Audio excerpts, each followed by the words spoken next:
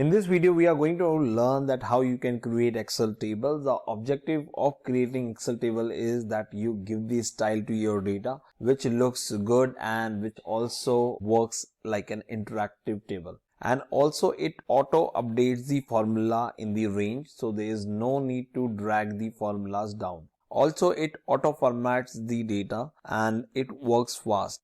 And it gives the reference to each and everything in the data, and it helps to navigate here and there with the help of formulas very quickly. In this video, we are going to cover various topics about Excel tables, like how you can create tables in Excel, what is the shortcut to create table, and what is the best way to format the tables, and how you can use slicers to filter the Excel tables.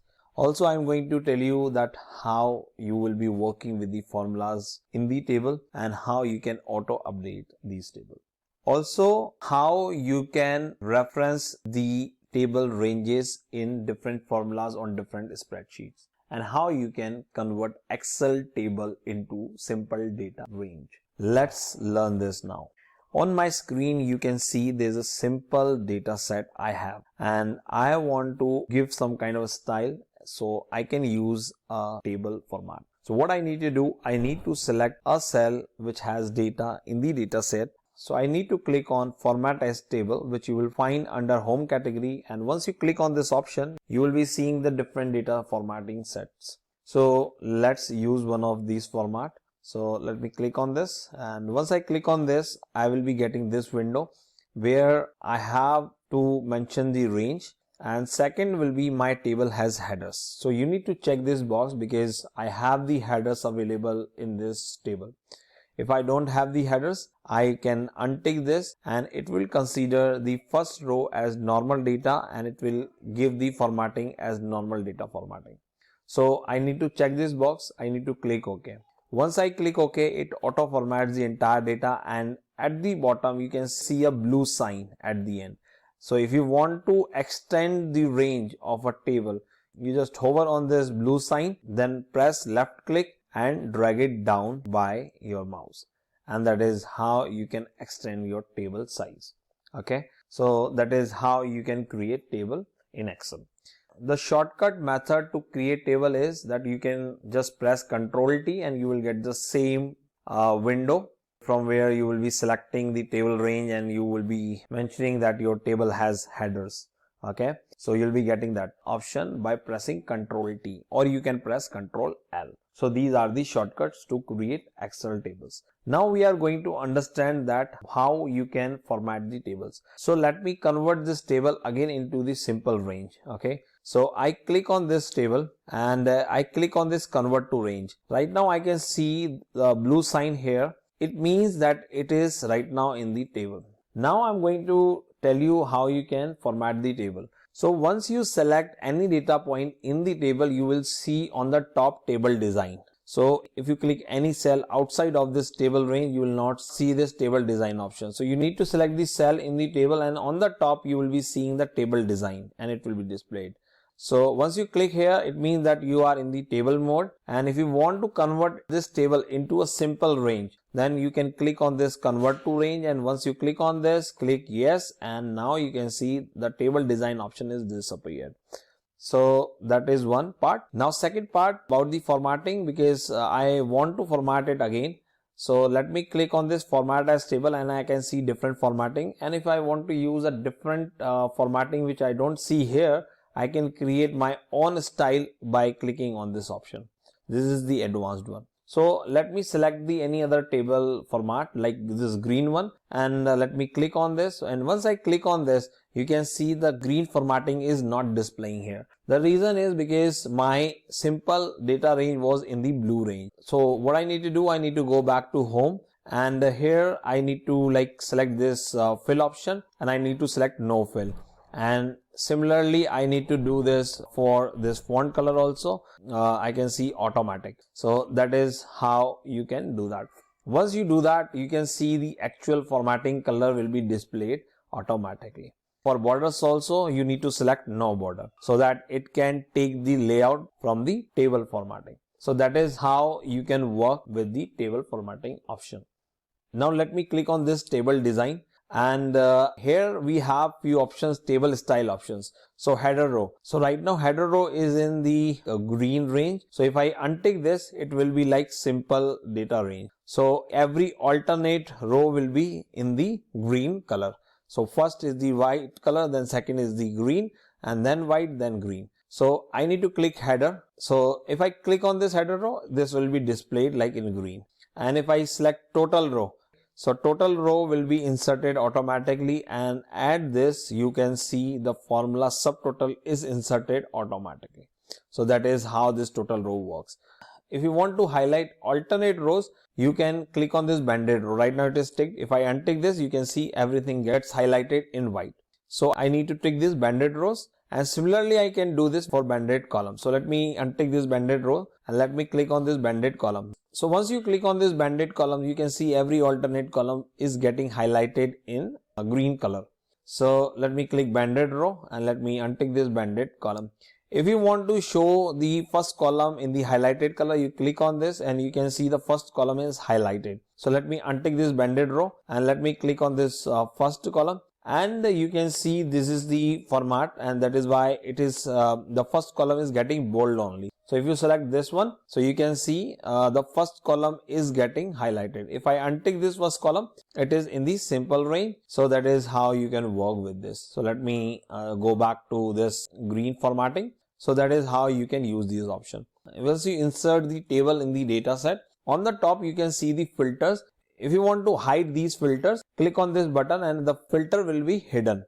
If you tick this filter button, it means that filter is enabled. If you untick this box, filter will be disabled. So that is how you can work with these. Now I am going to explain you what is the uniqueness of the column in the table. So when you are working with tables, okay, so right now you can see I have two columns with the same name, sales and sales, but there is a difference. If I enter into the edit mode of this cell, you can see sales and then space. And if I go back to this C1 cell, then if I get into the edit mode, I can see there is no space. It means it is sales space is one unique column header, and second is the sales, which is the another unique column header. So suppose if I remove this space from here, I press enter. So you can see it auto converts the column name into sales 2 because there are two sales available in the column header. So it considers the column as unique and auto converts the repetitive column header into the second category. Okay, so that is one part.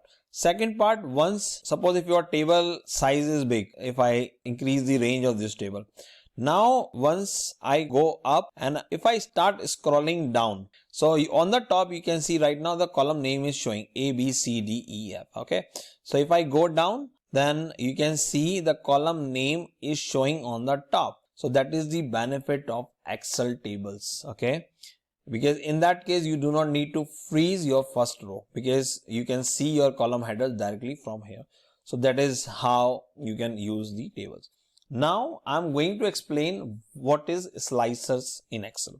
So we talked about filter buttons. So suppose we have filter button and we don't want to use these filters. So you can go directly in the insert and here you can see the slicer option.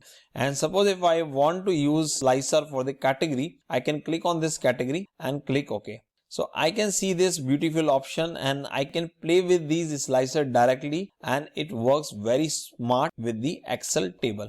And you can see all the hidden row, all the blank rows are also hidden when I'm filtering this. If I select blank row, all the blank rows will be displayed. If I select electricity, only electricity row will be displayed. So that is how you can use a slicer. If you want to learn more about slicers, you can watch my another video where I talked about slicers in detail. One thing I want to mention that slicers work only with the Excel tables or pivot tables or any defined data range. Okay, so if you are not using Excel table, you will not be able to insert the slicer. So let's see this. Let me delete this slicer. And now on the top I can see my column headers. Let me remove the filter and let me convert this table range into the simple range by clicking on this convert to range. And if I click OK, yes, format remains here and Excel table is converted, and on the top I don't see the table design. Now if I go to insert, I will not be able to get a slicer with this simple data set. and you can see it is showing me the connections, data models, and I do not have any table right now available. So it is not giving me the option to insert the slicer.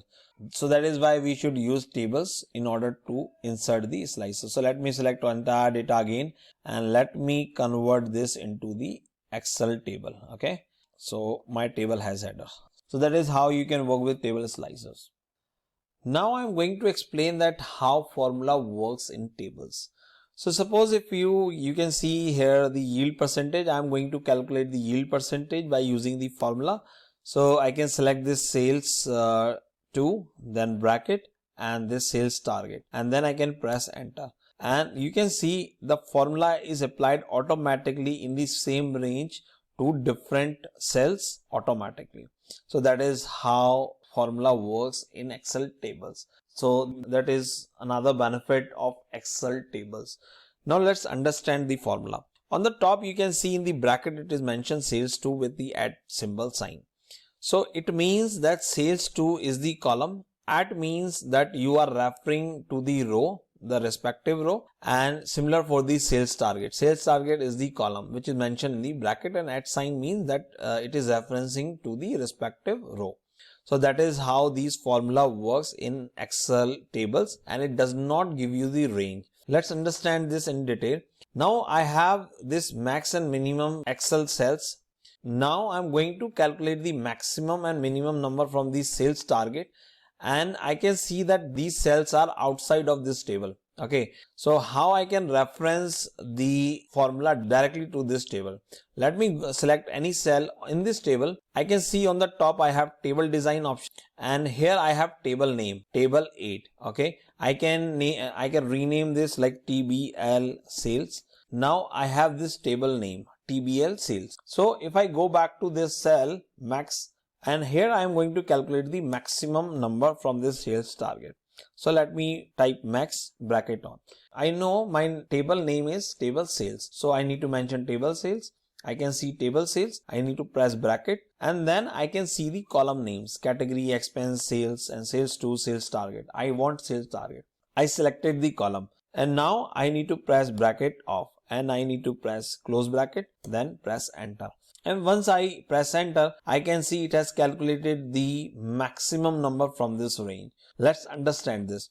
Earlier you were seeing that here it was using @. It means that it is using the respective row or column. But here I didn't use the @ sign. It means I am referring to the entire range and I'm not using any symbol. So it means that I'm not referring to a cell. It means that I'm referring to entire range, and it is calculating the maximum number from this entire range. So that is how it works. So let me type minimum, bracket, TBL sales, and then bracket on, and here again bracket, and then I need to select the column name, bracket off, then close bracket and press enter. Now I can see the minimum number from this range.